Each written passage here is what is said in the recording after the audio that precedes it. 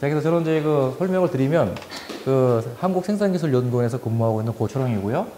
저는 그 기계계통 쪽에 전공을 하고 생체공학이라고 하는 그 분야로 제가 학위를 땄습니다. 그래서 나중에 이제 그런 내용들이 나올 텐데, 일단 오늘 제가 좀 설명을 좀 드릴 내용은 그 저희가 지금 제가 말씀드린 그 생기온이 뭔가가 지금 잘 모르는 분이 많이 계실 거예요.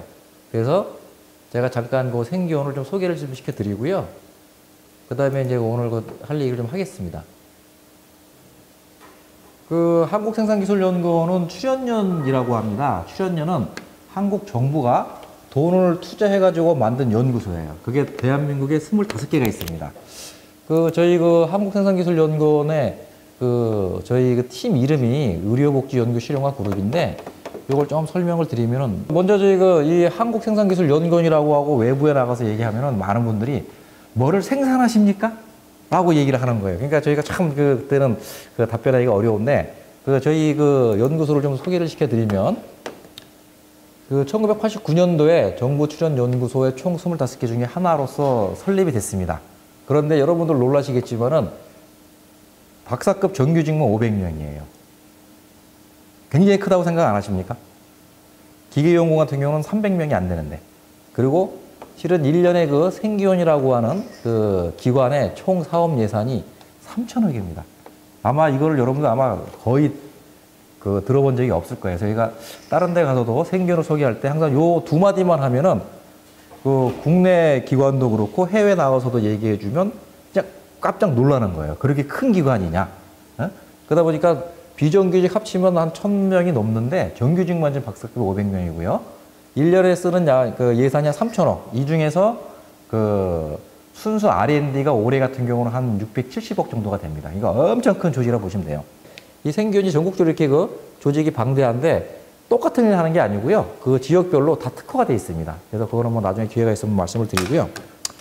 그 저희는 이 생기원의 그 천안 조직 본원에 있는 그 수많은 조직 중에 이제 저희가 의료복지연구 실용화 그룹이라고 하는 팀이 있는데, 저희가 도대체 뭘 하는가 좀 제가 좀 소개 좀 해드릴게요. 그 저희 같은 경우 아까 말씀드렸지만 그 바이오미케닉스라든지 바이오메디컬 중심으로 이제 일을 하다 보니까 저희가 이제 좀 거창하게 그 구호를 내는 게, 한 2020년도에 그 세계 한 톱5 요런 그 일을 하는 그 연구 조직을 한번 해보자 하는 게 저희가 갖고 있는 비전인데, 저희가 하고 있는 가장 큰 그 키워드는 저겁니다. 현재 그 여러분들 아시겠지만 고령자 장애인 문제가 많이 나오고 있죠.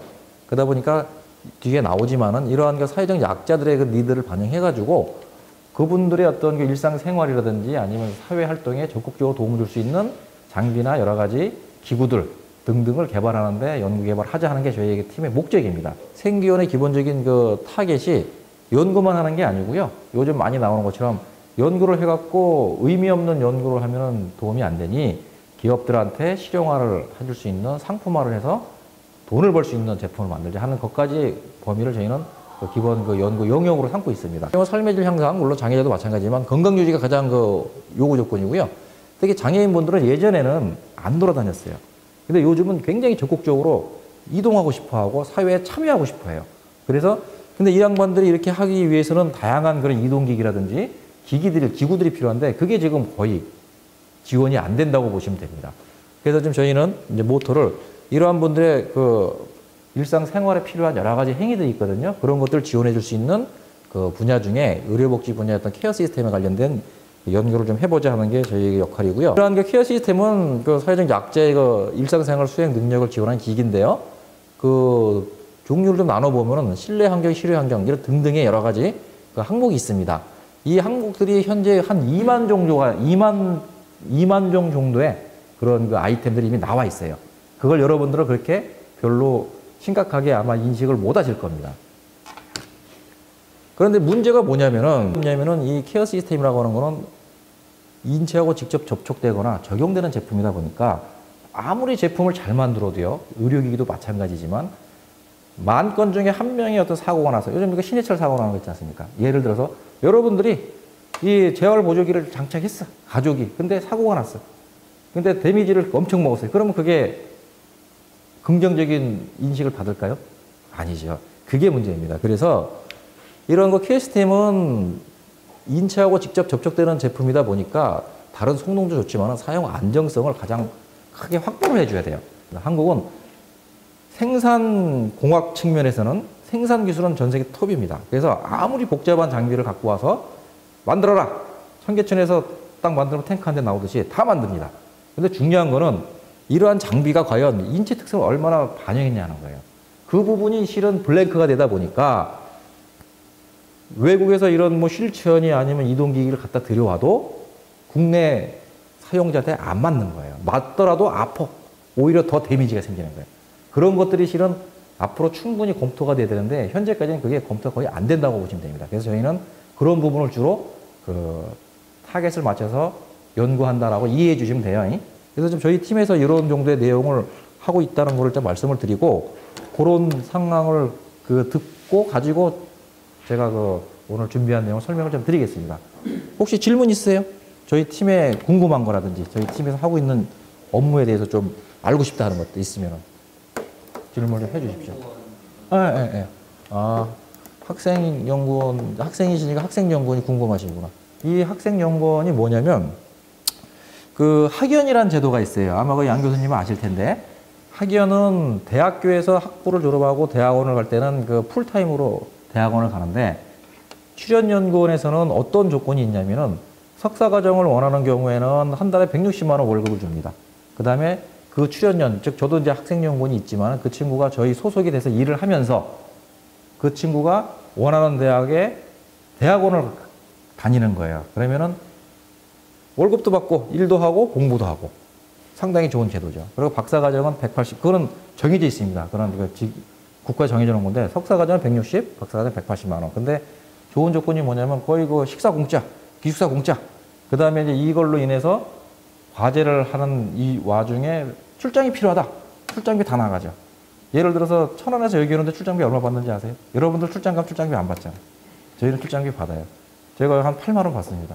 우리 학생들도 한 6만 원 받아요. 그러니까 출장비가 메인은 아닌데 그런 식으로 지원을 해주는 거예요. 그러다 보니까 이제 이런 학생연구원을 많이 이용을 하고 있습니다. 여러분들도 나중에 관심 있으면은 한번 검토를 해보십시오. 좀 인체 모델 같은 경우는요, 한 20년, 물론 이게 FEM이기 때문에 뭐 이론적으로는 뭐 3, 40년 전에 나왔지만은 실용화적인 그런 측면에서는 한 20년 정도 되는데 그 다양한 인체 모델들이 개발되고 있어요. 근데 문제는 이런 인체 모델이 왜 개발이 가속화되고 있냐면 최근에 컴퓨터 기술, 우리 양 박사님 전문이시지만 컴퓨터 기술이 급속도로 발전하다 보니까 이런 전산 해석의 그 효율성이 올라가는 거예요. 계산 시간도 줄어들고 방대한 양의 그런 계산이 가능한 거예요. 최근에 뭐 빅데이터도 마찬가지지만. 그래서 이제 외국의 이런 그 전시 모델, 요즘 뭐 보면 이제 애들 모델도 있고 임산부 모델도 있고 다양하게 가는데 그 최근은 조금 이게 약간 시들었지만 한 뭐 얼마 전만 해도 외국 같은 경우 미국, 유럽, 일본 각자 다 독자적인 모델을 개발합니다. 그게 왜 그러냐면 초기에 미국에서 자동차 산업이 크게 발전하다 보니까 인체 모델이 개발되는데 그 인체 모델이 실은 미국 애들 그 뭐 평균치를 갖고 따지다 보니까 다른 동양인이나 다른 민족은 잘 안 맞는 거예요. 근데 그 당시만 해도 일본도 그렇고 한국도 그렇고 미국의 인체 모델을 갖다 씁니다. 왜냐하면 미국의 자동차 시장이 크다 보니까 그 모델을 갖고 계산하는 거, 검토를 하는 거예요. 근데 이제 최근에는 일본 같은 경우도 그렇고 다른 유럽도 그렇고 독자적인 모델을 개발해요. 워낙 저희가 결과가 안 맞으니까. 지금 한국도 그래서 여기 보시면 비지블 코리안 프로젝트라던데 디지털 코리안 프로젝트 들어보셨나요? 이게 지금 그 대전에 있는 키스티에서 하는 건데 이건 인체 모델은 아닙니다. 요 내용은 나중에 나오지만 CT를, 사체를 가지고 CT를 찍어가지고 그 기본 그 영상 정보를 지원해 주는 거예요. 저희도 그 CT를 무상으로 전달받아서 여러 가지 연구에 이용하고 있습니다. 이런 식으로 그 각 국가에서 그 다양한 모델들 개발하고 있는데 여기 보시는 것처럼 그 요거 이제 일본의 모델이고 이제 요거 이제 미시간 대학에서 그 하고 있는 그 드라이버 모델의 그 기본적인 원형 이런 등등의 여러 가지 그 내용들이 있습니다. 아까 얘기한 것처럼 인체 모델의 응용 분야가요. 초창기에는 자동차의 그 충돌 안전 쪽에서 상당히 많이 있었어요. 그래갖고 인저리 그 바이오메케니스나 아니면 임팩트 바이오메케니스 그 말 그대로 임팩트에 관련된 그런 쪽을 많이 썼는데 최근에는 그 포렌식이라 해서 법의학 쪽 저도 지금 국과수하고 지금 요거 이런 인티 모델링 하자는 얘기가 좀 나오고 있는데 이런 쪽도 많이 쓰고 있고요.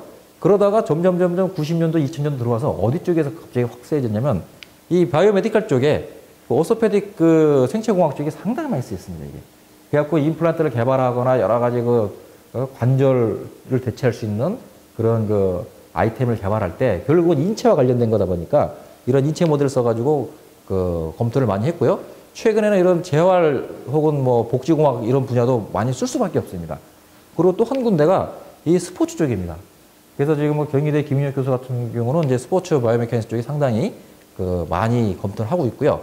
최근에 또 이제 많이 아시지만 이제 군인 솔저 모델 이런 부분들이 점점 이제 확산되고 있습니다. 그래서 이런 분야들이 굉장히 다양하게 쓸 수 있다는 거를 좀 알아두시면 좋고요.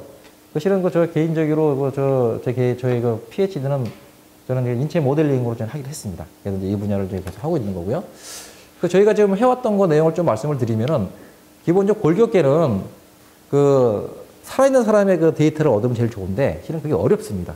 왜냐하면 살아있는 사람을 데이터를 얻기 위해서 외형적인 치수는 일부 가능하지만 내부의 골격계 같은 경우는 CT나 MRI나 이런 걸 찍어야 되는데 그런 것들은 의료적인 측면도 문제가 있고 윤리적인 부분도 문제다 보니까 최근에는 사체를 많이 씁니다. 그래서 저도 직접 사체를 만져본 경험도 있고요.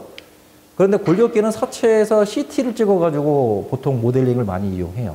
왜냐하면 뼈다귀는 딱딱하거든요. CT라고 하는 거는 딱딱한 놈은 하얗게 보이고 물렁물렁한 놈은 까맣게 보이는데 뼈들은 주로 이제 하얗게 보이니까 그런 정보를 얻는데 소프트 티슈 같은 경우는 CT 갖고는 잘 구분이 안 돼서 인대나 아니면 뭐 텐던, 인대 뭐 이런 여러 가지 너브 이런 것들은 이제 MRI 정보를 통해서 스킨 같은 것들을 하는데 저희가 했던 것이 서울대 병원에 있는 아주 국내 제일 좋은 MRI를 이용해서 사람을 집어넣어서 찍고 그다음에 데이터를 뽑아서 이렇게 한번 인체 형상을 뽑아본 거고요. 요건 키스티에서 사체 데이터를 받아갖고 이렇게 골격기를 만들어 본 거고요.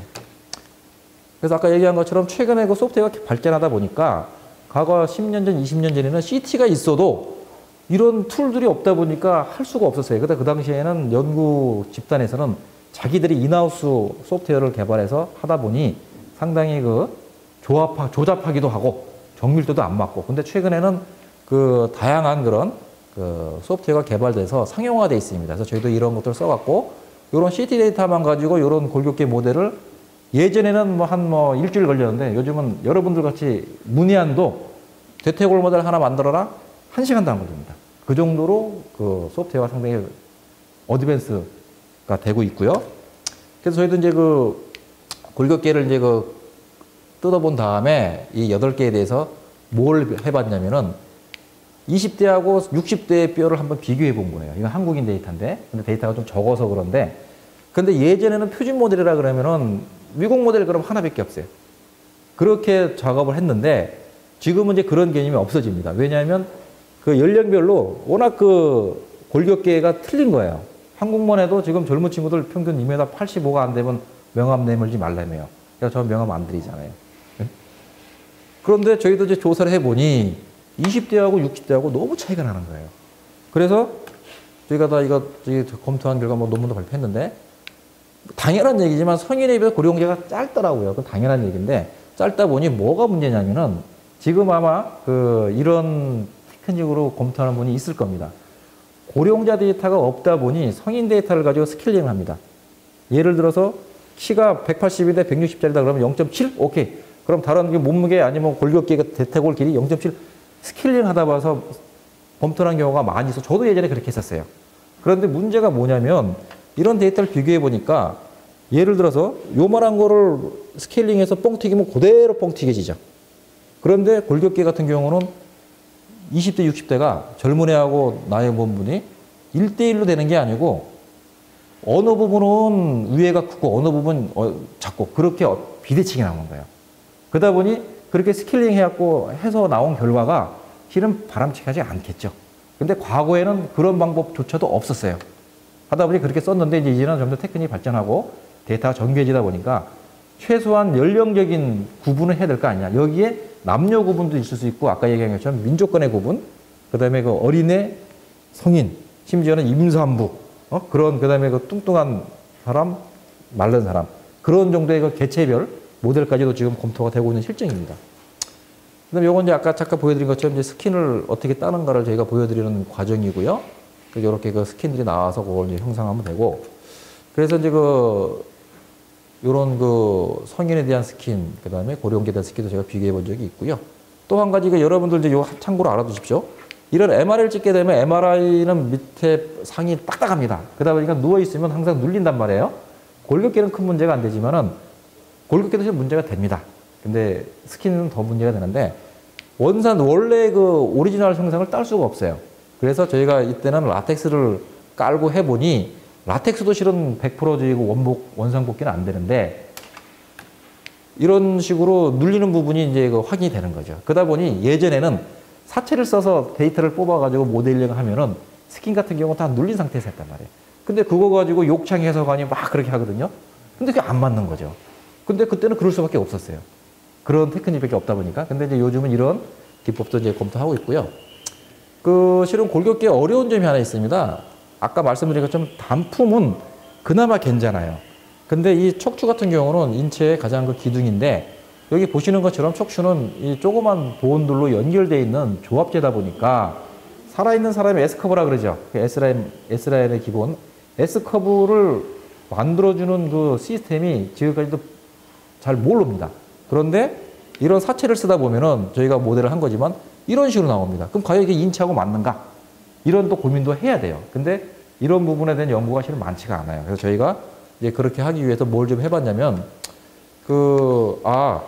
기본적으로 사체 데이터는 뜯었지만은 이런 인체 데이터하고 안 맞으니 추가적인 정보를 얻자. 근데 일단 엑스레이 한번 찍어보자 해가지고 이러한 그 장비를 만들어서 이렇게 엑스레이를 찍어본 거예요. 그래서 고령자 10명, 정상인 10명, 그러니까 성인 10명 찍어갖고 뭘 봤냐면 척추에 이제 나중에 뭐 혹시 기회가 있으면 알겠지만 척추 쪽에 그 럼버 부분이라고 있어요. 그러니까 흉부 밑에 럼버라고 요추 부분인데 요추 부분의 그 반경이 굉장히 중요한 그런 그 해부학적 특성뿐만 아니라 인체 골격학적으로 중요한 팩터입니다.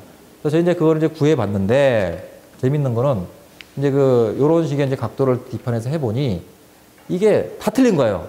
아까도 얘기한 것처럼 그러니까 젊은 사람하고 고령자인데 젊은 사람하고 고령자도 틀리지만은 자세별로 틀린 거예요. 자세별로. 그러니 어느 게 표준이에요? 아무도 모르죠. 그래서 대부분의 그런 척추 갖고 연구하는 사람들은 저도 그렇게 해왔었지만 다 거짓으로 보면 돼요. 거짓이라기엔 뭐하지만 정답이 없다고 보면 돼요. 그게 지금 문제입니다. 아까 얘기했지만 단품에 해당되는 본은 형상이 정해져 있기 때문에 그걸 비교할 수 있는데 이 척추는 어셈블리다 보니까 어셈블리 조건을 과연 어느 걸 초기 조건 잡을 건가가 가장 중요한 포인트가 된다는 얘기죠. 그래서 지금 이 부분은 저희가 고대 정형외과 팀, 구로동에 있는 팀하고 같이 작업했는데 그 정형외과 교수들이 지금 고민하고 있어요. 임상적으로. 근데 잘 모르겠어요. 왜 그러는지. 데이터는 얻었는데 왜 그런지 잘 모르겠어요. 그래서 이런 럼버 앵글도 한번 구해봤고요. 좌우지간 척추는 어렵다. 그게 이제 이번에 저희가 얻은 결과인데 근데 대신 이제 저희가 공학적인 입장에서 보는 거하고 임상적인 입장에서 보는 것도 틀리더라고요. 그러다 보니까 저희가 아무리 데이터를 가지고 얘기해도 그 양반들은 한마디에 이거는 의학적으로 아닙니다. 그럼 거기서 꽝이에요. 그러니까 잘 얘기가 안 돼요. 그래서 어떨 때는 싸우기도 하고 어떨 때는 그럼 일 그만합시다 할 때도 있고 당신들 얘기가 맞으면 당신이 알아서 해. 다양한 그런 케이스가 있는데 하여튼 이 부분은 임상적인 분석은 실은 저희 공학적인 측면에서는 쉽게 이해하기가 어려운 부분이 많이 있습니다. 그래서 이제 이게 척추와 관련된 내용인데 아까도 얘기했지만 저희가 이거 실은 성인의 척추 데이터하고 고령자 척추 데이터를 실질적으로 모델링 한 건데 여기 보시면 거의 일자죠? 그럴 수밖에 없죠. 사망하게 되면 쭉 퍼지니까. 근데 아까도 얘기했지만 살아있는 사람은 자세별로 위치별 틀리니 이걸로 모델링을 해서 검토를 하는 게 나쁘다는 게 아니라 이러한 아까도 잠깐 얘기했지만 자동차 충돌 안전 같은 경우는 이게 실은 이 속 안에 골격계가 다 들어가 있거든요. 근데 이 사체 데이터를 중심으로 약간 배치를 시켜줍니다. 근데 그게 과연 얼마나 타당성이 있는가가 실은 퀘스천이라는 얘기죠. 왜냐하면 이런 거동을 통해 갖고 우리 자동차 회사에서 개발한 이 자동차는 인체 모델링 해석 결과 예를 들어서 저희 4개 걸리는 폴스가 얼마큼 줄고 그런 얘기를 쫙 하거든요, 이게. 근데 과연 맞느냐 이거예요. 근데 안 맞을 가능성이 상당히 많은데 이제 그거를 규명을 하기 위해서는 아주 어려운 문제다 보니 그냥 넘어가는 겁니다. 이게. 그래서 그런 내용들이 좀 있다는 거 알아두시고요. 그 다음에 이제 이건 예전에 했던 건데 이제 이런 자동차 충돌 모델을 개발하면은 기본적으로 이제 그 전체적인 거동을 보는 이런 그 충돌 실험을 베이스로 한 해석을 하게 됩니다. 이런 모델들이 점점 더 정교해지면은 실질적으로 그 전신 모델도 가능하고요. 그 다음에 전신 모델 중에서도 척추나 이 뇌 같은 경우는 굉장히 복잡한데 그런 복잡한 모델도 지금 나오고 있습니다. 그래서 그런 전신 모델을 하는 경우도 있고 아니다. 우리는 전신 모델로는 고동을 보고 부위별로 세부 모델을 보는 경우도 있습니다. 최근에는 이런 모델들이 너무 번잡하다. 시간도 많이 걸린다 해갖고 강체 모델로 연결을 해갖고 일단은 고동을 보고 그 다음에 어떤 그 충격 부위가 있으면 그 부위만 그 유한 요소 모델 같은 모델로 상세 모델을 만들어서 상세 검토하고 그런 여러 가지 패턴도 있습니다. 이건 아까 보여드렸고요. 그래서 그 마지막으로 이렇게 전체 모델도 있지만은 이제 골다공증 같은 경우는 골이 숭숭숭 뚫리는 게 전체적으로 뚫리는 게 아니라 어느 특정 부위에 이제 많이 있다 보니 그런 특정 부위의 모델도 한번 뜯어가지고 만든 다음에 해석을 해보고 하는 작업들을 저희가 하고 있는데 이런 전반적인 것들 외에도 제가 보여드린 것 외에도 인체 모델링으로 할 수 있는 내용은 무지하게 많습니다.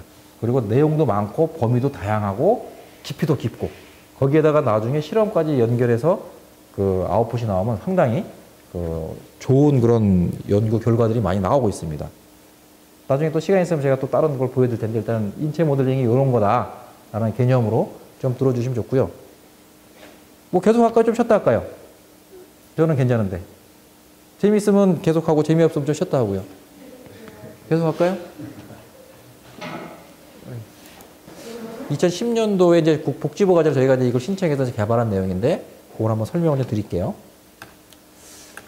그 연구 배경 아까 일부 좀 나왔지만요. 뭐 최근에 그 고령화가 되니까 국가적으로 여러 가지 문제가 있다. 그거를 어떻게 대책할 거냐 하는 게 이제 한국 사회의 가장 큰 문제점이고 여러분들이 그걸 풀어야 됩니다 앞으로. 왜냐하면 여러분들 숙제이기 때문에 이게.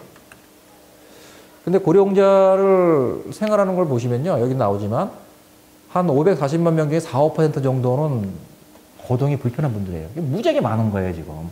네? 그 다음에 고독사도 많죠. 이거 1년에 그 고독사 되는 분은 몇 명인지 아세요? 모르시죠? 1년에 10,000명이 넘습니다. 세월호 300명밖에 안 되잖아. 1년에 만 명이 넘는 분들이 그냥 고독사 하는 거예요. 그게 10년 후면 제 문제가 되고 3, 40년 후에 여러분들 문제가 될 겁니다, 이게. 그런데 아까 얘기했지만 최근에 노인 전문 요양시설이 굉장히 늘어나고 있어요. 실은 저희 어머니도 지금 요양원에 계신데 지금 최근 한 12,000개 이상의 그런 요양소가 우후죽순 늘어나고 있습니다. 그러다 보니까 시설이 좋은 데도 있지만 시설이 열악한 데도 무지하게 많습니다. 근데 문제는 뭐냐면 아까 얘기했지만 이러한 그 시설에서 생활을 잘 보면은 4가지 행위가 상당히 어려운데 그 중에서 목욕 샤워도 케어 코스트가 무지하게 높은 행위 중에 하나예요. 한국이 예전에는 인건비가 쌌어요. 그래서 사람을 썼는데 지금 안 합니다. 왜?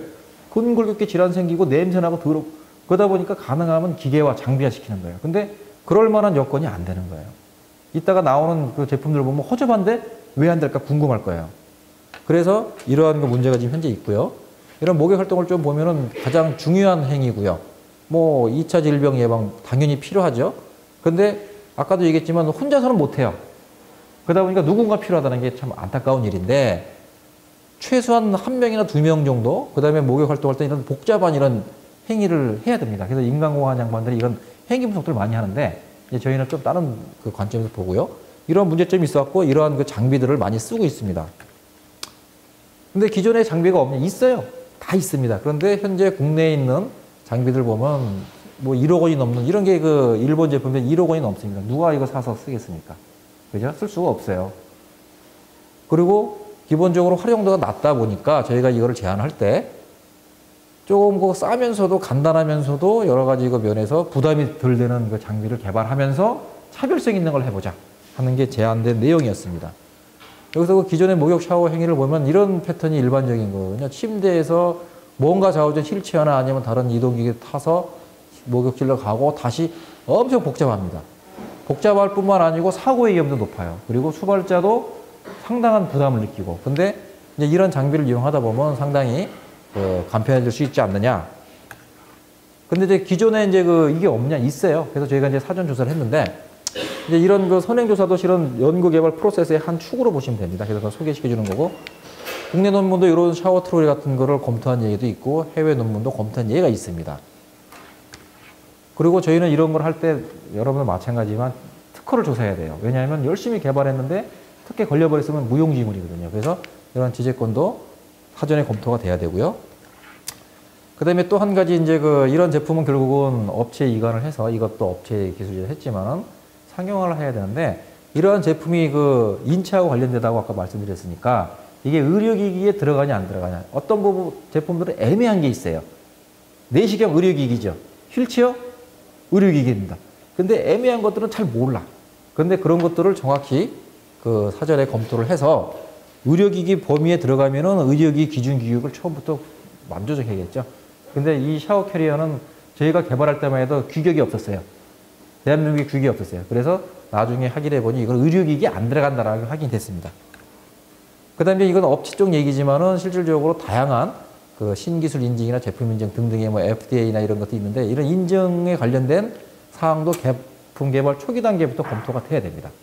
예전에 한 예로 들으면 대우 자동차에서 버스를 만들었습니다. 그래서 버스를 유럽 쪽에 팔려고 만들었는데 결국은 다 개발하면서 못 팔았어요. 왜냐하면 그때는 한국도 그런 정보가 없었어요. 몰랐죠. 여기 나온 것처럼 EEC, 여기 C나 EEC 이런 인증을 만족해야 되는데 그런 기준을 하나도 개발에 반영 안 한 거예요. 그래서 처음에 어디를 먼저 들어가냐면 동구 유럽을 들어갑니다. 동구 유럽은 아직도 서구 유럽에 비해서는 레벨이 떨어지다 보니까 러시아, 우크라이나, 폴란드 이런 쪽으로 들어가고, 그 다음에 이제 다시 개발해갖고 서유럽으로 들어가는 그런 과정도 있었던 예가 있습니다. 그래서 이런 선행 연구가 되면은 이제 저희는 어떻게 하냐면, 우리가 이 샤워 캐리어를 개발하려고 하면은 최소한 어떤 기능들이 좀 있어야겠다 하는 것들을 실은 저희가 디파인한 게 이건데, 인체 형상을 반영한 배도부 형상이라든지 각각의 항목이 뒤에 나오지만 이런 것들을 반영해서 제품을 개발하면은 기존에 나와 있는 거와 차별화되고 과제도 딸 수 있고 해가지고 제안을 한 결과 다행히 과제가 된 거죠. 그래서 이걸 개발하게 되는 겁니다. 그래서 저희는 2년 계획을 했는데 이제 1년차, 2년차 나눠서 1년차는 이런 걸 주로 검토했고요. 2년차 또 나옵니다. 근데 아까도 얘기했지만 이런 제품 개발하면은 이미 외국에 나와 있는 제품들 보면은 가서 뺏기도 문제가 안 돼요. 근데 저희는 제로 베이스부터 개발해보자 해갖고 가장 기본적인 인체 특성부터 이제 저희가 조사한 거죠. 요거 이제 사이즈 코리아라고 하는 이미 데이터가 대한민국에 나와 있습니다. 그래서 남녀 데이터 앉아있는 거, 서 있는 거 다 나오는데, 요런 것들이 실질적으로 여기 5%일 이렇게 나오지 않습니까? 이게 표준치인데, 여기서 중요한 거는 아까 인체 모델 같은 경우는 이 내부적인 골격계 데이터가 없는 거예요. 그게 실은 문제예요. 그래서 요런 것도 조사했고요. 그 다음에 이제 국내 제품들을 이제 조사했는데, 아까 얘기했죠. 다 있습니다. 있는데, 요런 외국 제품들을 보면요. 다 유사하지만은 재밌는 게 이런 허접해 보이는 제품들인데 얼마라고 생각 들겠어요? 국내에 들어온 제품도 있어요. 요것도 여기가 요거 들여와서 실험을 했고요. 요런 것들 들어와 있는데 이게 얼마 정도 되겠습니까? 철판 쪼가리를 만든 거. 놀라지 마십시오. 2천에서 3천만 원입니다. 말이 안 되죠? 왜 말이 안 될까요? 관세가 있다? 그건 좋아요. 중요한 거는 이런 것들이 국내에서 기존에 개발한 예도 없고 국내에서 기업도 없고, 그래서 고령시나 관련된 기업이 굉장히 영세합니다. 직원 2~3명 가지고 뚝딱거려 철판을 만드는 게. 그러니까 개발할 수가 없는 거예요. 개발해도 안 팔리고 환경도 정리가 안 됐고, 그러다 보니까 이런 제품들이 3천만 원, 4천만 원, 아까 얘기했던 욕조는 1억 정도. 그러니까 웬만한 시설을 쓸 수가 없는 거예요. 그래서 저희가 이제 이런 국산화 개념의 개발을 많이 했는데, 저희는 요때 이제 이걸 좀 조사해 보니까, 여기 보니까 이 뒤에 나오지만 이 가변식 헤드레스트인데 목바지, 그게 없다. 그 다음에 잘 보면 이게 사람이 밀고 다니는데 이게 주행 시스템이 없는 거예요. 이게 보통 여기 킬로그램이 얼마죠? 85kg, 90kg 되죠? 예? 100kg? 거기에 사람까지 타봐요. 한 150kg, 200kg 되는데 이거를 밀고 다녀봐. 얼마나 힘들겠어요. 더군다나 수발자들이 대부분 40, 50대 여성분들이거든요. 그러다 보니까 여기다 우리가 나중에 나오면 주행 보조 하나 달자 하는 개념으로 저희가 제안하게 되는 거죠. 그래서 그렇게 됐고, 이런 제품 개발할 때는 당연히 아시겠지만은 사용되는 환경의 실상을 먼저 아셔야 되면서 저희도 서울에 있는 서부 요양시설이라든지 몇 군데를 다녀서 이렇게 그 방문한 결과 시설도 체크하고 그다음에 환경도 조사하고 설문도 조사해갖고 아 최소한 이런 제품들은 뭐뭐 기능이 필요할 것 같다라고 하는 리퀘어먼트를 저희가 봤죠. 예, 그런 전제 조건이 없으면 제품을 개발해도 시장성에서 아마 아웃될 겁니다. 그래서 저희는 그런 단계를 밟았고요. 그 다음에 또 한 가지 여기 아까 얘기했던 그 외국의 도입품인데 이게 한 2,500만 원짜리 도입품인데 요걸 갖다가 과연 저희도 궁금했던 거예요. 이 샤워킬이라고 장비를 과연 어떻게 쓸까 해보니 주로 이제 인간공학 쪽에서 많이 하는 건데 저희도 비디오를 다 찍어봤는데 쭉 보니까 이 목욕하는 샤워까지 가는 목욕이 아니라 샤워까지 가는 행위가 크게 세 가지로 나눠지더라고요. 하나는 침대에서 그 이송시키는 행위, 그 다음에 실내를 이동하는 행위, 샤워 슈발하는 행위인데 여기 행위에 보면 다들 문제점들이 있고 개선점들이 있어요. 근데 기존에 이런 것들 분석을 안 한다는 얘기죠. 그냥 외국 제품 모방을 뚝딱거리고 만들고 내보내는데 그래도 팔리지만 결국은 제품을 좀 더 업그레이드 시키려면 이런 데이터가 필요한데 아 저희가 판단한 경우는 아 이송할 때는 승하강의 적정 스트로크가 필요하다. 그 다음에 실내 이동할 때는 이게 힘드니 뭔가 달자. 그 다음에 샤워 수발할 때도 적정 스크로트 필요하지만은 이 수발자가 머리 감기고 할 때 보면 누워있는 분이 힘드니까 헤드레스를 좀 달아주자. 근데 그것도 나중에 나오지만 좀 이게 그 가변적으로 해주자 하는 개념이 나옵니다. 그래서 요걸 이제 정리를 한 거고 그래서 이제 이런 그 니드를 도출해서 이거를 제품에 반영해야 되는데 환경 조건도 반영을 하고요. 왜냐하면 여기 출입문 폭 같은 게 1m가 채 안 돼요. 그러다 보니까 잘못 만들어 보면 폭을 넓게 만들어 보면 못 들어간단 말이에요. 그러면 꽝이지 않습니까? 그래서 이런 환경 조건이라든지 아까 이제 행동 패턴, 그 다음에 그 제품에 대한 요구 조건들을 반영해서 기본적인 그 설계 스펙을 정리를 하는 거죠. 그래서 저희가 큰 개념의 이런 그 스펙을 정리했고요. 그 다음에 이제 그 세부 사항으로 들어가는 겁니다. 자, 우리가 지금 큰 그림을 그렸는데 이 베드 사이즈 어떻게 할 거야? 아, 우리는 길이는 60대 그 사람의 신장에다가 좀 여유를 두자. 그 다음에 폭은 위팔 넓이에 좀 여유를 두자. 그 다음에 스트로크는 베드의 체중 높이에다가 40대 여성분이 수발할 때 허리를 굽히는데 너무 낮거나 높으면 힘드니 적정 높이가 한 그 팔꿈치 높이 정도로 비드를 찌기가 나오니 설문을 조사에 나오니 그런 높이를 맞춰주자. 그 다음에 최대 하중은 얼마로 하자 하는 식의 그런 기본 설계 컨셉이 나오는 거죠. 그러니까 이런 것들이 실은 책상에서만 하면 안 나옵니다. 그러다 보니까 현장 조사, 여러 가지 행위 조사 이런 것들을 분석해갖고 설계 기본 그 컨셉에 반영을 한다는 게 제가 중요하다고 하는 얘기 중에 하나입니다, 지금. 그리고 이제 이런 것들은 이제 좀 더 디테일한 건데 그 기본적으로 실내 같은 경우는 평기도 있지만 경사가 있다 보니까 그 이거 뭐 제품이 좀 커가지고 좀 덜하지만은 저희가 경사에 관련된 그런 전도 해석도 해갖고 이런 전도 해석을 한 결과 아 바퀴 사이의 길이가 어느 정도 되면 좋겠다. 이거 잘 기억해 두세요. 그래서 저희가 적합하다고 판단된 그 휠 베이스가 길이 방향은 1250, 그 다음에 폭 방향은 570으로 선정을 했습니다. 이건 나중에 기억하십시오. 근데 이런 것도 실질적으로 여러분들 학부생들 이거 많이 배웠지 않습니까? 이런 것들 좀 적용해야 된다는 얘기죠.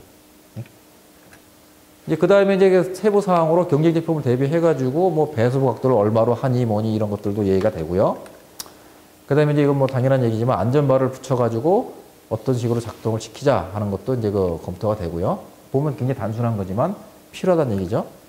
그 다음에 이제 이게 이제 승하강을 하다 보니 이제 모듈이 승하강 모듈을 개발해야 되는데 아까도 얘기했지만 이제 그 사양을 정할 때 우리가 일방적으로 정하는 게 아니라 침대 높이하고 수발자의 그 허리 높이를 따져가지고 야 최대한 500mm 돼야 되겠다. 근데 아쉽게도 지금도 마찬가지인데 그 당시 500mm를 올려줄 수 있는 이 액추에이터가 없어요. 300이나 그 정도밖에 안 됩니다. 그래서 저희가 어떻게 안을 냈냐면 액추에이터를 두 개를 양쪽으로 돌려갖고 트윈으로 만들었어요. 그래서 한쪽이 밀어지면 두 배로 올라가서 500mm 되게끔 이거 특허 나간 겁니다. 이것도. 그래서 이 과제에서 특허가 한 10몇 건 나갔는데 그런 것들도 고민을 해서 3단의 그 컬럼을 개발했고 요것도 그 당시 이 업체가 이걸 국내 처음으로 개발한 겁니다. 지금. 그 다음에 이제 중요한 거는 이제 그 이 승강 패턴에 대한 것도 검토해 봤는데 뭐 여러분들 아시지만 이 승강 패턴이 일반적으로 저희 그 뭐 사다리꼴 패턴이 좋다고 얘기를 하죠. 근데 저희가 어떤 걸 해봤냐면 프로그램 짜갖고 5종류의 그런 그 패턴을 해서 직접 피검자를 올려놓고 그 체압, 또 측정해보고, 그 다음에 이게 속도가 오르래 하면 이제 그 뭐 매식겁니, 뭐 아니면 어지럽니, 뭐 감성평가, 이거 많이 요즘 나오는데, 이제 그런 걸 해보니, 뭐 공교롭게도 제일 좋은 게 D가 나온 거예요. 이게. 그래서 이제 그런 실험도 했다는 걸 이제 알아두시면 되고요.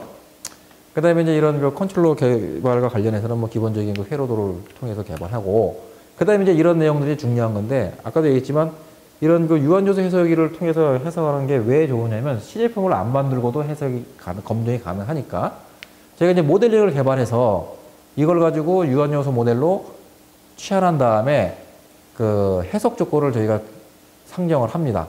그래서 변이라든지 응력을 계산해서, 이 정도라면은 설령 시제품을 만들어도 괜찮겠구나, 안 되는구나 판단하는 거죠. 예를 들어서 이런 해석 결과 변이가 엄청 늘어난다든지, 그냥 말랑말랑할 정도의 그런 응력이 생긴다 그러면 안 되겠죠. 그래서 그런 것들을 이제 해석을 때 검토하는 거고요. 근데 문제는 이런 해석이 한 번에 나오는 게 아니에요. 여러분들 해석해 본 분이 있거나 아니면 관심이 있으신 분이 있다면은 이런 그 모델링을 하는데도 시간이 걸리지만 해석하는 것도 어렵습니다. 그래서 저희도 이런 간단한 모델링을 했지만은 수회에 걸쳐 가지고 응력적인 부분을 보고 변이를 보고 이런 응력이 과할 것 같다 그러면 이런 데 보강을 시켜 갖고 계속 반복 해석한 다음에 우리가 이 정도면 괜찮은 것 같다 해 가지고 실은 나온 게 아까 그 응력 변이가 이 정도 레벨까지 저희가 보완을 시킨 거죠. 이런 과정이 필요하다는 걸 알아두시면 되고요.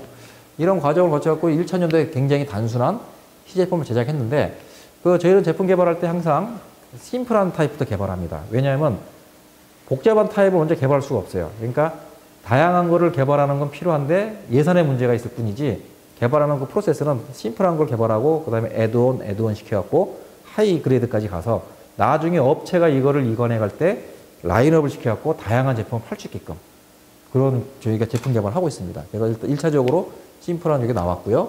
그 다음에 이제 그 1차년도에 너무 간단하니까 기능을 추가하자 해갖고 요 평평한 놈은 인체 형상을 좀 반영하자. 그 다음에 여기다가 가변식 헤드레스를 좀 붙여주자. 그 다음에 이게 지금 각형으로 되어 있으니까 이런 부재를 일체형으로 좀 신비성을 가자. 등등의 여러 가지 안을 제안하는 겁니다. 그래서 제일 먼저 한 게 아까 얘기한 것처럼 평평한 이 배드부를 인체 형상을 좀 반영해서 곡면을 좀 주자 해가지고 아까 초기 보여드린 것처럼 MR을 찍어가지고 이 등허리 부분에 형상을 따갖고 이 형상에 맞춰서 실은 절곡을 했습니다. 그래서 평평한 것보다 이렇게 절곡해 준 게 이제 누워있는 분들이 이제 더 압박감이 덜하고 그런 것도 해봤고요. 그 다음에 이제 가변식 헤드레스트인데 이게 왜 필요하냐면 누워있는 분들의 두부를 실은 지지를 해줘야 되는데 거동이 불편한 분들의 가장 철칙은 되도록이 움직이지 않는 겁니다. 그런데 머리를 감기거나 하는 행위를 보면 상당히 움직이고 번잡하다 보니까 그 부분을 이제 고정시켜주기 위한 장치로서 이런 간단한 헤드레스트를 개발했고, 헤드레스트 베이스를 개발하고 위에다 또 올리는데 이런 것도 이런 모델링을 통해 갖고 기본적인 구조 해석을 통해서 이 정도면 가능하다 하는 그런 검토가 필요합니다. 그 다음에 이제 1차년도 기본형에서는 이렇게 각형으로 대충 때를 맞췄는데 좀 깔끔하게 해보자 해갖고 일체형으로 이게 주조로 신비성을 고려해갖고 개발을 하게 됩니다. 이게 더 이쁘죠? 그죠? 그래서 이런 식의 제품 개발도 해봤고요. 그 다음에 이제 매트리스를 이제 보통 한 장 깔아주는데 일반적으로 매트리스가 폼이 있으니까 좋지만은 거기에 이제 인체 형상의 어떤 반영이 돼 있으면 체압 이동도 분산되지 않을까 해갖고 아까 얘기했던 인체 형상을 반영해서 이 매트리스를 설계를 하고 이걸 가지고 이제 CNC를 깎아갖고 일반 매트리스, 그 다음에 인체 형상 매트리스, 라텍스를 가지고 해보니 제일 좋은 건 라텍스예요, 실은. 근데 이게 비싸거든요, 이게. 그래서 저희가 이런 인체 형상을 반영하면은 체압 분산이 당연히 된다 하는 것도 알아봤고요. 그래갖고 이제 1차년도에 기본형에 플러스 알파 한 거를 모델링을 하고 하중을 줘갖고 또다시 검증을 해보니 이 정도 구조라면은 구조 안정성은 큰 문제가 없다 라고 저희가 판단을 하는 거죠. 그래서 이제 이 고급형에 대한 이제 시제품이 제작이 되고요. 이제 요걸 가지고 이게 이제 이런 제품 개발에 이제 어떻게 보면 중요한 부분인데, 아까도 얘기했지만 제품 개발은 문제가 안 됩니다. 이미 생산 기술은 상당히 앞서기 때문에 뺏겨서 만들던 뚝딱거리고 만들던 청계천가물 탱크 한 대 나오듯이 만들 수가 있어요. 근데 그것이 과연 인체하고 어떤 인터랙션을 주느냐를 봐야 되는데 그런 부분들이 지금 상당히 어렵다는 얘기죠. 그 그래서 이제 2000년도에 기본형 시제품이 나오고, 그 다음에 이제 2000년도 시제품 나온 걸 가지고 아까도 한 것처럼 도입품하고 같이 그 남성과 여성을 추가로 해갖고 실험을 했습니다. 근데 저희가 2000년도에는 남성만 했는데 여성 한 이유가 결국은 이런 장비들은 시설에서 여성분들이 주로 쓰다 보니까 여성분을 선택한 거고요. 결국은 최종적으로 저희가 개발한 게 좀 더 컴팩트하고 가볍다고 생각이 들어서 경쟁 제품 대비보다는 상당히 그 좋은 결과가 나왔습니다. 그래서 아, 이건 나쁘지 않다 판단도 했고요. 여성도 마찬가지고요. 그 다음에 이제 그 추가적으로 마지막 단계지만 자, 보급형도 만들어 보자 해갖고 이러한 그 주행 보조 시스템도 개발하고 분전형도 하고 이런 걸 만듭니다. 이제 먼저 이제 그 헤드레스트인데요. 아까랑 이 판때기가 하나로 돼 있었잖아요. 근데 뭐가 문제냐면 저희도 그거는 개발할 때 몰랐어요. 저희가 이런 시제품이 끝나면은 항상 그 요양원에 가서 자문을 구하는데 1차전도를 딱 가서니까 욕을 무지하게 먹어서 당신들 개발하지 말라는 거예요. 왜요? 아니 어르신이 누워 있는데 그 이게 이제 그 머리고 이건데 이렇게 움직이면은 그 양반들 고개도 못 가누는데 이거 안 된다 이거예요. 근데 듣고 보니까 맞는데. 아니 그럼 어떻게 머리 감을 때? 해가지고 저희가 같이 아이들 낸 게 요걸 잘랐어요. 여기를 잘라가지고 요거를 나중에 나오지만 요 놈이 뒤로 요거는 가만히 있고요. 요것만 젖혀집니다. 그러면 그 헤드레스트 반이 뒤쳐지면 그 어르신 머리는 가만히 있고 공간이 남잖아요. 거기에 손을 넣어서 머리를 감는 게 뒤에 이제 그 동영상 나오는데 근데 이런 것들이 아무것도 아닌 것 같아도 현장에서 무지하게 큰 그런 이제 그 요소가 되고 특히 개발하는 설계자나 공학자 입장에서는 이런 것들을 알 수가 없어요. 그러다 보니까 필드의 소리를 항상 듣지 않으면 열심히 개발했는데 그 양반들이 이거 못 쓴다 그러면 제가 회사 사장이 망하잖아요. 그러다 보니까 그런 부분들이 굉장히 중요하다는 걸 저도 이제 공부를 하게 됐는데 그런 이유로 이제 이걸 개발한 거고요. 마찬가지로 이렇게 잘라가지고 이제 이걸 개발해서 단 거고요. 그 다음에 또 한 가지 이제 굉장히 중요한 얘기인데 아까도 얘기했지만 워낙 무겁다 보니까 주행 보조를 하나 달자 해갖고 달았는데 이것도 또 저희가 몰랐던 부분이에요. 저희는 그냥 아무나 달면 될 줄 알았는데 그게 아니에요. 요양원은 철칙이 이 어르신을 놓일 때 머리를 앞으로 하고 뒤에서 사람이 밉니다. 이거는 불문율로 돼 있는 거예요. 근데 머리가 앞에 있다 보니까 앞에 무게중심이 많아서 실은 여기에 주행 보조를 달아줘야 되는데 저희 같은 경우 이 뒤에다 달 것도 처음에 검토했었거든요. 근데 그렇게 되면 그거는 기본적으로 현장에서 문제가 생기니 그런 사소한 정보락도 저희한테는 굉장히 좋은 그 도움이 된 거죠. 그래서 이렇게 컨셉을 잡아가지고 평소에는 바퀴가 올라가 있다가 여기 이제 레바가 있는데 레바를 가다가 당기면 그게 탁 떨어져갖고 지면에 닿아서 돌아가는 그런 개념의 주행 모듈을 개발했고요. 이러한 그 개발은 뭐 기계적인 전기적인 그런 조건을 검토해서 그 설계를 해서 개발하고 그다음에 똑같이 이제 여기 이제 붙었죠 이게 이런 식의 이제 해석을 통해서 구조안에서 검토하고요. 이제 2차 시제품까지 제작을 했고 그다음에 이제 그 주행 보조 시스템을 저희가 개발했으니 이것도 이제 실험을 해야 될 거 아니냐 해가지고 이제 그 동일한 방법으로 피검자를 대상으로 그 실험을 합니다. 그래서 평지하고 이제 경사면인데 과연 주행 보조가 얼마나 효과가 있느냐 이제 그걸 봐야 될 거 아니에요. 열심히 개발하는데 효과 없으면 의미가 없으니까. 이제 이겁니다. 직진하고 이제 그 곡선인데 결국은 저희가 이제 4단계로 했어요. 당연히 그 1단계, 2단계, 3단계, 4단계 빨리 가면 더 보조가 좋으니 단계를 4개를 했는데 4개로 하다 보니까 당연히 그 전압이 높을수록 빨리 돌아가는 속도가 크니까 수발자가 덜 밀어되죠. 그러다 보니까 근력이 덜 발생하죠. 그러니까 더 좋은 거죠. 그런데 문제가 생겼어요. 그게 뭐냐면 이게 그 실내에서 무조건 빨리 간다고 좋은 게 아니거든요. 그러다 보니까 안전성을 또 검토해야 되는데 실은 저희가 해석까지 못했지만 실험을 해보니 빨리 전압이 높아질수록 근활성도는 감소해서 이분한테는 좋은데 이게 너무 멀리 가는 거예요. 그러다 보니까 브레이크를 잡아도 정지 길이가 너무 길은 거예요. 그래서 저희가 판단한 게 아무리 좋은 성능을 가져도 실내 이런 공간에서 1m 정도를 넘어가 버리면 2차 사고가 날 수가 있으니 여기서 끊자 해가지고 설계 디자인을 이렇게 이제 한 거죠. 이제 1단하고 2단. 왜냐하면 3단, 4단 가면 좋은데 이게 너무 속도가 빠르면 대형 사고가 나니까. 근데 이런 것도 실은 제가 볼 때는 저희가 비록했지만 조금 미흡한 건 사실이에요. 좀 더 엄밀한 검토를 해갖고 이런 걸 셋업 시켜줘야지 안정성 확보가 되는데 하여튼 요 당시는 과제 기간 내에 이제 이런 걸 했는데 이런 부분들은 반드시 이런 장비 개발에 필요하고 재활보조기기는 특히 더욱더 그런 안전성을 검토해야 되는데 거기에 아까 얘기했지만 인체 팩터가 들어가는 조건 하에서 해야 된다는 얘기죠.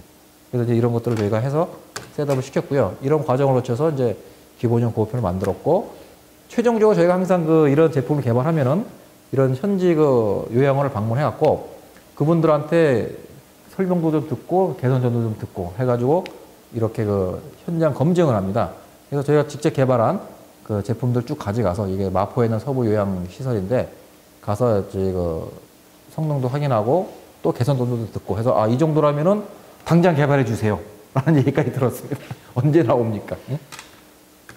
그래서 저희가 총 2년 동안에 이런 4종류의 제품을 개발했고, 그 다음에 각 시제품에 대한 스펙은 이렇고, 그 다음에 이제 성능도 초기 설정했던 것에 비해서 다 양호하게 개발이 됐고요.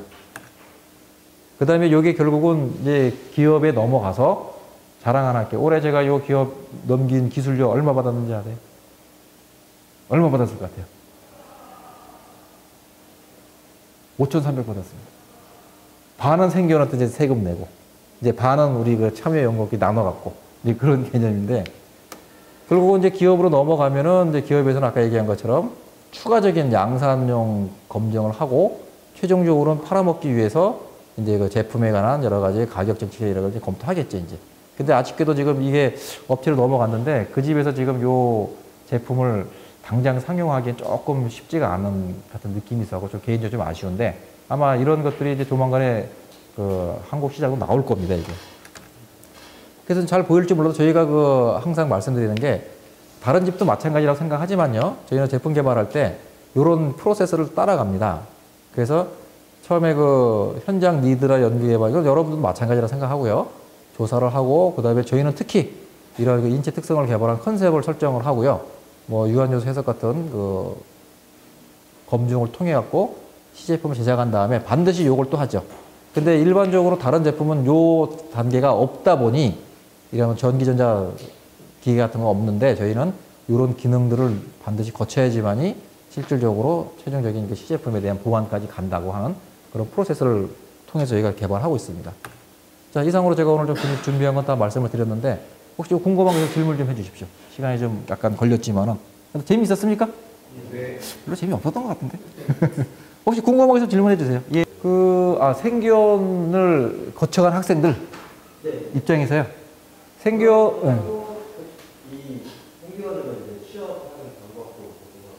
생견을 취업한다는 건 조금 아니고 생견은 지나가는 과정으로 보시면 됩니다. 그러니까 생견에 와서 만약에 학사를 졸업한 친구들이 공부를 더 하고 싶다 그러면 아까 얘기했던 학연연구원 과정도 있고 석사 같은 경우나 박사 같은 경우도 경험을 더 쌓고 싶다 하면 이제 비록 비정규직이지만 그런 과정도 좀 있고 근데 이제 그분들이 퍼머넌트 최종적인 직업을 하고 보시면 안 되고 생기원은 자기가 정상적인 짭을 갖기 전에 경험을 쌓기 위한 과정으로 보시면 되는데 생산기술연구원에서 그런 학연을 하든지 아니면 과정을 경험해서 나간 친구들은 굉장한 호평을 받죠. 그것 때문에 옵니다, 사실은. 그러니까 학교에서 곧바로 과정 끝나고 직접 짭을 갖는 경우도 있지만 한 번 더 그런 경험을 통해 갖고 배우기도 하고 실적도 좀 쌓고 왜냐하면 저희가 이렇게 하게 되면 논문, 특허 이런 부분들이 실적이 많이 나거든요. 그래서 지금 저희가 데리고 있는 석사도 벌써 언제냐 인간과학에서 발표도 한번 하고 다음 주도 또 제도가 발표하고 내년 1월 달에도 이제 일본대에서 발표시키고 이제 그런 경험도 좀 많이 가능하고 그런 캐리어에 상당히 많이 도움이 되죠.